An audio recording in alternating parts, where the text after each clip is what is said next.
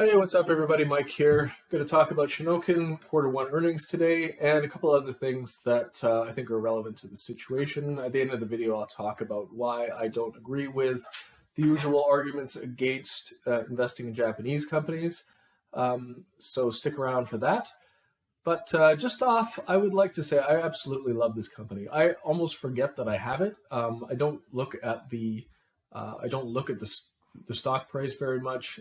There's no news on this company. There's no coverage. There's no nothing, and all I get is the quarterly earnings, and then I go back to forgetting about this business. And I actually think that's really great because I do believe that investing in stocks should mimic what we would do if we were investing in private companies. And so for me, this is just like a private holding. Who cares about the stock price? Show me the earnings and every 3 months, and I'm happy. So yeah, with this company, I really like a lot about what the management is doing. They are, the company's growing at a healthy rate, not a crazy rate. Their balance sheet is rock solid. The company's selling for less than cash. They are a spawner of new businesses. They're always creating new businesses, but they're not taking stupid risks and blowing money on pipe dreams. They spend small amounts of money to invest in ideas, and then when they work, they roll them out. And then the other thing is the price earnings ratio right now is around 5. So this company looks good from a lot of angles, and I think it might be the company in my portfolio that I actually like the most because it's run exactly the way I would like to see a business run. Okay, and just a quick overview of the company for anybody who's not familiar, maybe watching for the first time.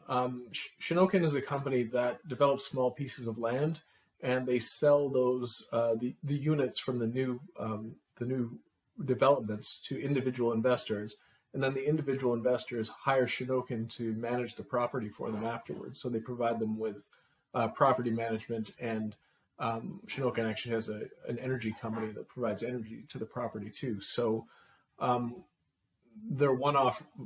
company's one-off revenue and profits turn into these long-term recurring revenues and recurring profits that actually have quite a high margin. So this kind of recurring revenue that is so valuable actually helped them a lot during COVID because they got shut down from developing new properties for about a year, and the recurring revenue just kept ticking over, and they kept making money during that period. So I think this is quite a good business, and they have other parts of the business too. Like I said, that they are a spawner, so they also have, like I said, an energy business. They have a life care business for older people and younger people with disabilities, I believe, and they've also started international development in Indonesia, with plans to go to other countries too with this model. So there's quite a big runway for growth here over time. Now, if we look at the stock price, the stock actually for 2022 is actually up about 7%. So that is relatively quite good compared to most stocks and most indexes this year. As we know, almost everything's down. So maybe that's a result of the extremely cheap valuation they had going into the year and just couldn't possibly get any cheaper. Or maybe what's happened is because the company started developing properties again, maybe that's shown up and offset some of the potential being dragged down by the general market. Okay, so if we get into the Q1 stuff, the revenue for the year over year Q1 is up almost 15%, operating income up 19%, ordinary income up 18%, and net income up 23%. Now, these are really good numbers, but I would say that this includes, again, the restarting of the development business. So these are they don't indicate future growth rates, I don't think. So my expectation is this is probably going to come down to about 10% growth rate going forward after all the post-COVID stuff normalizes. But still around 10% for me, that's really good, really quite a strong growth rate when you consider a lot of it's moving into this recurring revenue that actually has bigger margins than the development side. So if we look at the recurring revenue side, we can see here that the income was, in terms of the amount of income that is generated from this arm, it's 41% of the income, when only 25% of the sales come from there. And as you can see, the growth rate was 27% for the year. So again, this is really one of the reasons why we want to be looking at this company. Also across the board, you can see the real estate business, that's the development, that's up 26%. And energy was up 18%. Now the contractor business and the life care business, they actually mentioned that they had problems with inflation in those two areas. So I actually think this is maybe partially good, because the inflation didn't actually hurt some of the other areas of the business. So I'm actually quite happy about that. That seems like the main parts of the business are somewhat inflation resistant. All right, and then the last bit here is the balance sheet. So the balance sheet is usually where people have problems with Japanese companies. I hear a lot that they pile up cash and don't do anything with it, so that reduces the return to investors. And so that is true. If you keep excess cash in the balance sheet and don't do anything with it, it's basically a waste of cash. But my view on it with Shinoken is actually they might have hit their peak cash position. As it looks like right now, they're actually starting to reduce the cash balance on the balance sheet and pay a lot back to shareholders. So they still have the entire market cap in cash, which is a crazy level of protection there. So if you're a Rule 1 investor, Rule 1 being don't lose your money, having a lot of cash in the balance sheet is a great way to not lose your money.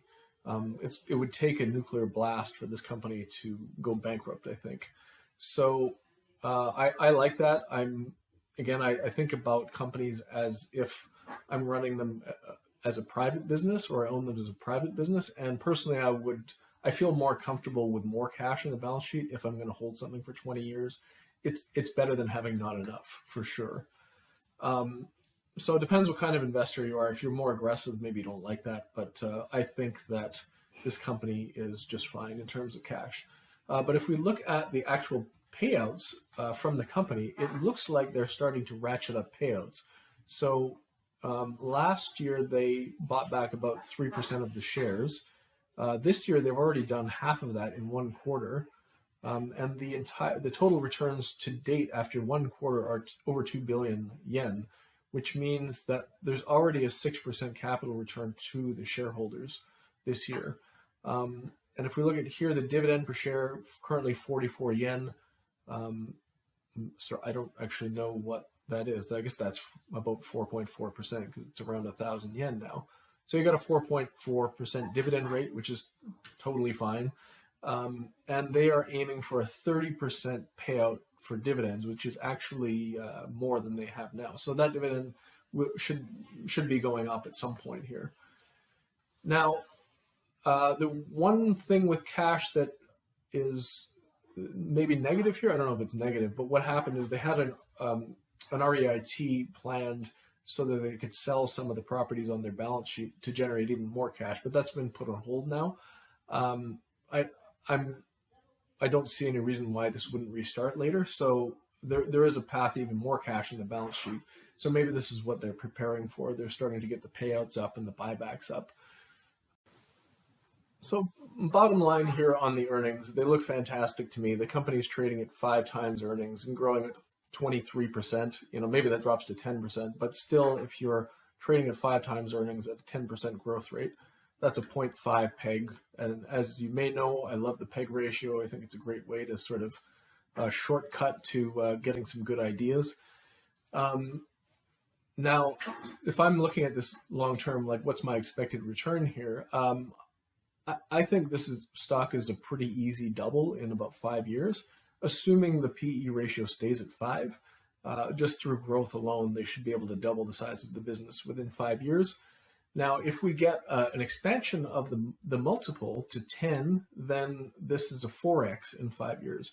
If it gets up to 15 times earnings, which is actually below the Nikkei average, so even if we get, let's say, a below average, just a barely below average valuation out of this company, then that's a 6x in 5 years. So I think the upside here is fairly significant, and the downside is quite minimal. So I love this company. I love the management. They're very safe, like I said, and they just continue to perform. So this company is super cheap, no matter how you cut it, valuation wise, balance sheet wise. Price to book is less than 1. They're buying back shares. Recurring revenues increasing over time. That adds another margin of safety.